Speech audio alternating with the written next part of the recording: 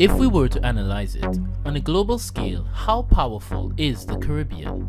We will take the term power as a term referring to a sovereign state or region that is recognized as having the ability and expertise to exert its influence on a global scale. Therefore, let's consider 3 points. The Caribbean consists primarily of the Caribbean Sea and an archipelago of surrounding islands. This presents a maritime advantage to the region, with the Caribbean Sea having an area of about 2,754,000 square kilometers, acting as one of the world's busiest seascapes. With Cuba being just 464 miles from Florida, and Trinidad and Tobago being just 470 miles from Venezuela, the region is in relatively close proximity to North and South America, making the trade of goods and services easy to achieve. It is estimated that the Caribbean receives, on average, 28 million stayover tourists per year, with around 50% of those arrivals coming from the United States only. These visits generate a regional total of, on average, US $30 billion per year. The Dominican Republic and Jamaica are among the top 10 countries visited by Americans, with Cuba outshining Jamaica on the Canadian list. The close proximity of the region to Central and South America also helped boost trade and economic agreements among the region. The ALBA organization, or the Bolivarian Alliance for the Peoples of Our America, was formed on December 14, 2004, initially between Cuba and Venezuela. It aims to promote the consolidation of regional economic integration based on social welfare, bartering, and mutual economic aid. This led to member states, for example, being able to trade medical and educational resources for natural resources, particularly petroleum. The Caribbean Sea also surrounds the Panama Canal, which, along with the Suez Canal in Egypt and the Strait of Malacca between Malaysia and Indonesia, is one of the world's primary conduits for maritime trade. An average of 15,000 vessels pass through the canal each year, carrying around 340 million tons of goods, as it serves 144 of the world's trade routes. This canal provides a vital opportunity to European and African economies to trade with the Pacific coast of the Americas.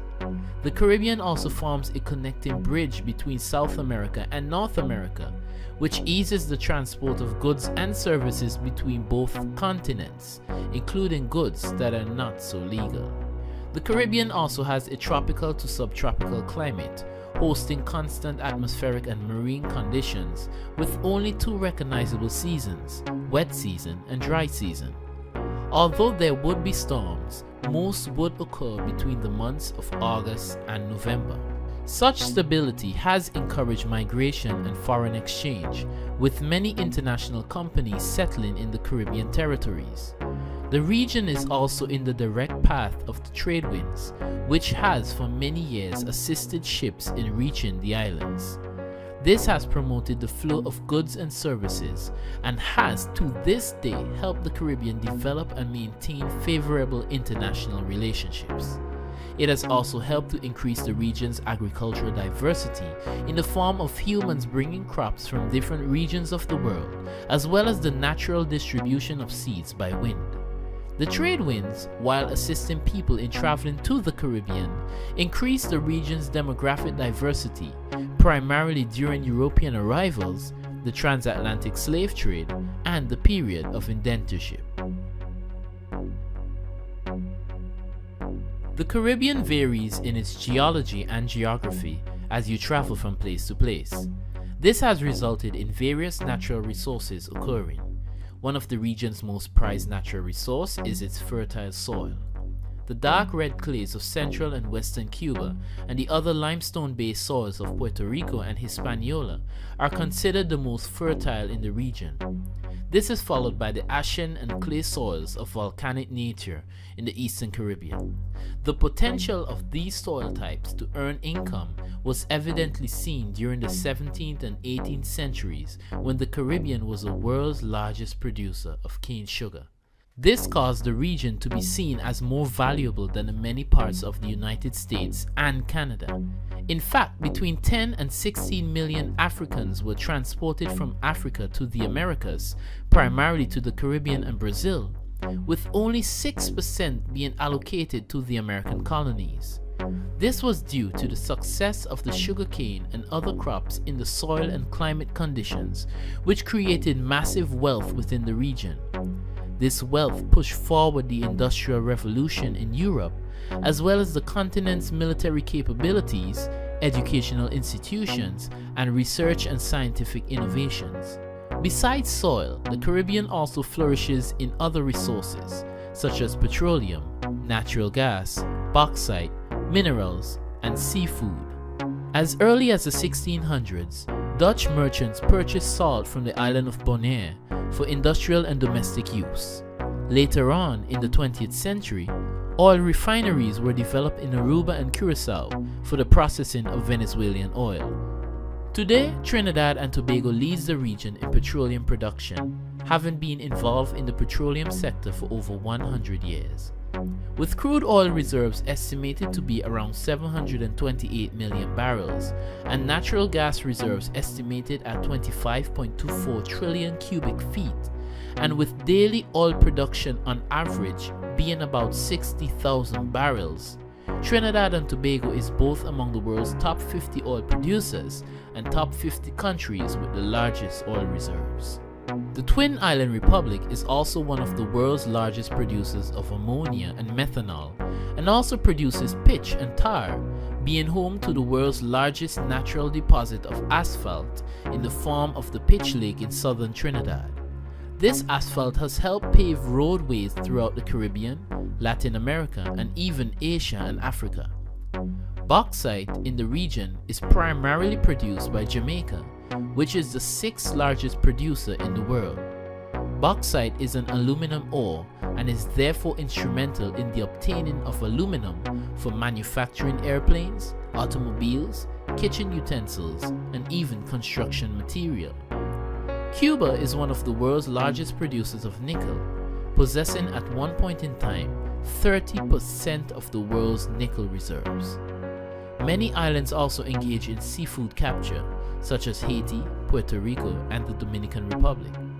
Many of the Eastern Caribbean islands rely more on agricultural products, such as banana, cocoa, fruit, and different forms of ground provision. St. Vincent, for example, was once the world's largest producer of arrowroot, a crop whose medicinal components are still highly used and whose granular size was once used as an active ingredient in paper making. What would the region be without its people? With a population of around 44 million, over a dozen ethnic groups, over 20 mainstream religions, and a wide variety of spoken languages and dialects, for its small size, the Caribbean is one of the world's most diverse locations. History has played its part, primarily the initial arrival of various people groups such as the Taino and the Kalinago, then European settlements, the transatlantic slave trade, and then indentureship. Through these events, a kaleidoscope of people groups occurred, and different cultural and political movements emerged. One of the most significant was the Haitian Revolution, which lasted from 1791 to 1804. It was the first slave uprising that led to the founding of a sovereign state, which was ruled by non-whites and former captives and was free from slavery. This revolution was so impactful that it helped shape the making of the United States. Firstly, it was the original pioneer emancipator of the 19th century, being an example of freedom for people of African descent and other minorities. Secondly, after the French Revolution, much of France's military capabilities were weakened. The Haitians considered this and used the opportunity to initiate the revolution. Napoleon, with moral support from then US President Thomas Jefferson, attempted to launch an attack on the Haitians and recapture Haiti, which was one of France's largest financial generators. His aim was also to send troops to Louisiana to further solidify French dominance in the region, giving France control of the slave trade. His army was beaten by the Haitians, which forced Napoleon to sell Louisiana to the United States so that a financial gain could be made by France despite the loss.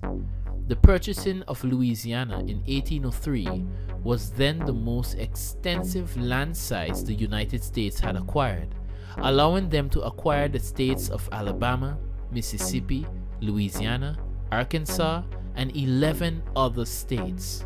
Resultantly, the US began its journey to become a superpower. There was also the Cuban Revolution, which was an armed revolt conducted by late Cuban President Fidel Castro and his 26th of July movement and allies against the right-wing authoritarian government of the then Cuban President Fulgencio Batista. It ran from the 26th of July 1953 to the 1st of January 1959, the date on which Castro became victorious and created a socialist state system. The revolution enhanced Cuba's military capabilities, with the island providing military aid to the Angolan Civil War and the Nicaraguan Revolution. The government also, to this day, provides medical personnel to different parts of the world, primarily to the rest of the Caribbean, South America, and much of Africa. Healthcare in Cuba has always been a global pioneering initiative in research and disease eradication and mitigation measures. The country has a lower infant mortality rate than the United States.